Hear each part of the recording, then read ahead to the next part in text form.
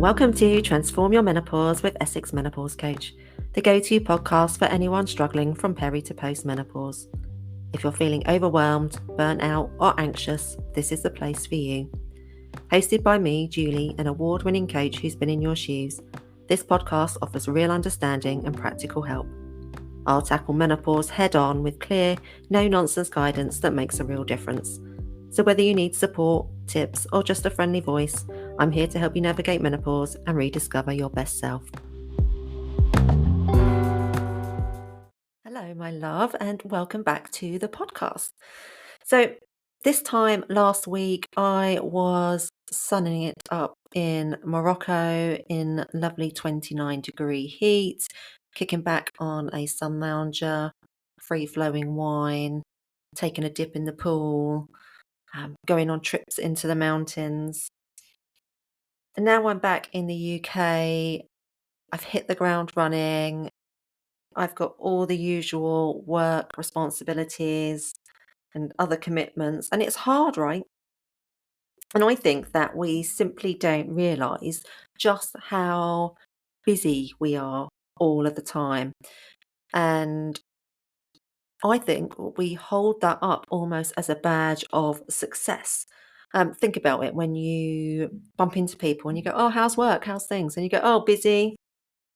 And I see this in a lot with the uh, women that I work with, busy professionals, women that are running their own businesses as well as being mum and juggling all of these other responsibilities. These naturally driven people who, when things maybe aren't going quite so smoothly during the perimenopausal transition, have a tendency to try and do more when really it's the opposite that we need. It's rest. That they're burnt out from spinning all these plates and just the constant doing. Now, I know that we can't drop everything, but this is where I think micro moments of rest comes in. So during my trip, it was a real reminder of this because I completely disconnected from work. I wasn't doing any emails. There was no shopping, no running the kids around, no cooking dinner. It was just pleasing myself. And it was this that made me really think about how, when I'm talking about stress management, actually, maybe what I'm talking about a lot of the time is rest. So that's what I'm going to focus on in this episode, and incorporating little micro moments of rest in your day. So, in the last episode, when we ran through the breath awareness exercise, we discussed why stress management was important to helping you to alleviate your symptoms. So, I'm not going to go over all of that again. And if that's of interest to you, I'd go back to that last episode. I've had a lot of good feedback on that breath awareness exercise too. So, it's worth giving that a go. But by reducing stress, we can bring balance back to our nervous system and help ourselves feel better.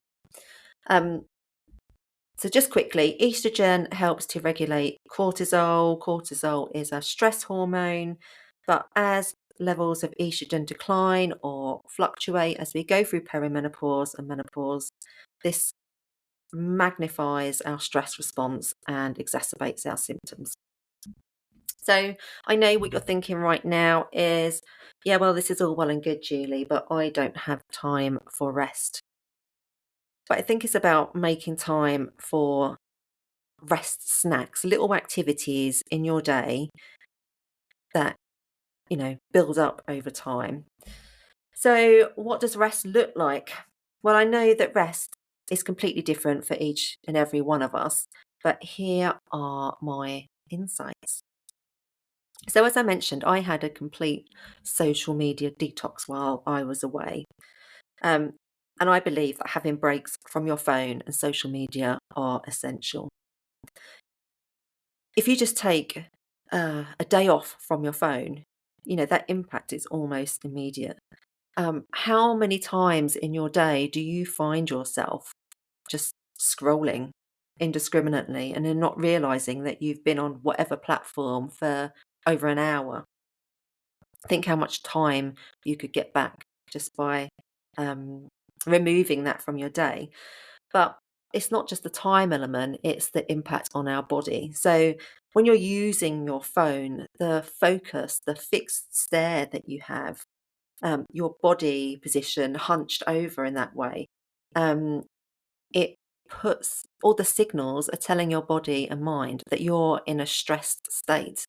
So although you might not feel like you're stressed, your body is reading that as stress. So winding that amount of time that down that you spend on your phone is really essential.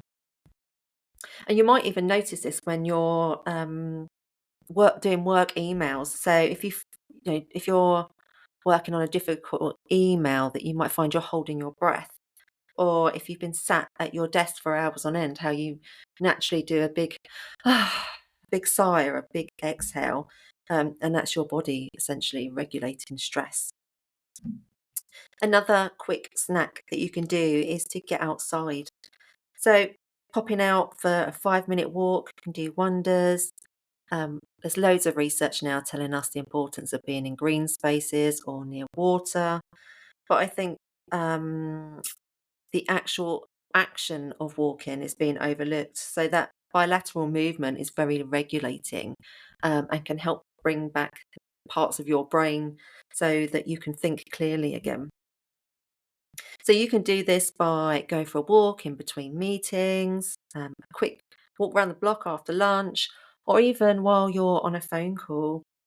And if going for a walk really is off of the agenda, I think even just popping out into your garden, um, breathing, taking a deep breath, listening to the birds, or just taking a cup of tea outside and sitting down for 5 minutes.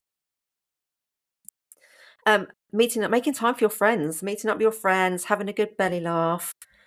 Laughter's the best medicine, right?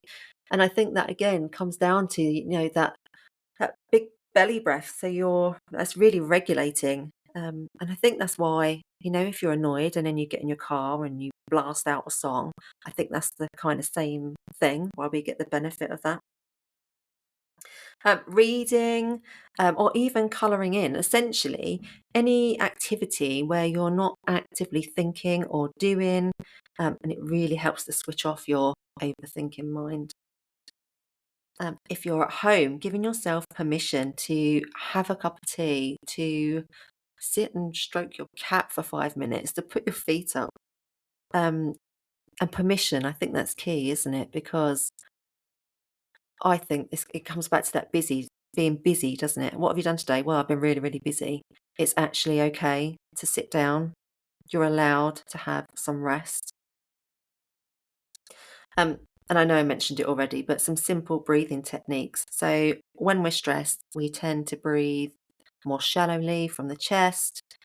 So just putting your hand on your belly, um, and just noticing your breath, I think it naturally helps to regulate that, and encourage a more relaxed breath. And that happens very quickly and brings about balance into your nervous system. So I can hope you can see from those that it's not about the grand gestures, going off to an hour's meditation class or anything like that, but it's the things that we can do consistently and to incorporate into our day easily that really count.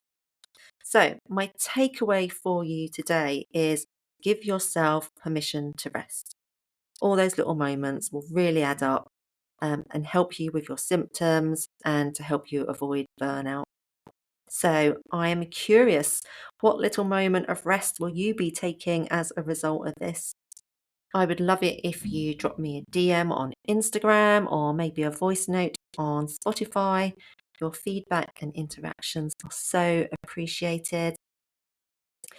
Any topics you want me to cover, do let me know. But I've also got some wonderful guests lined up with real powerful insights into helping you find your way through perimenopause and menopause.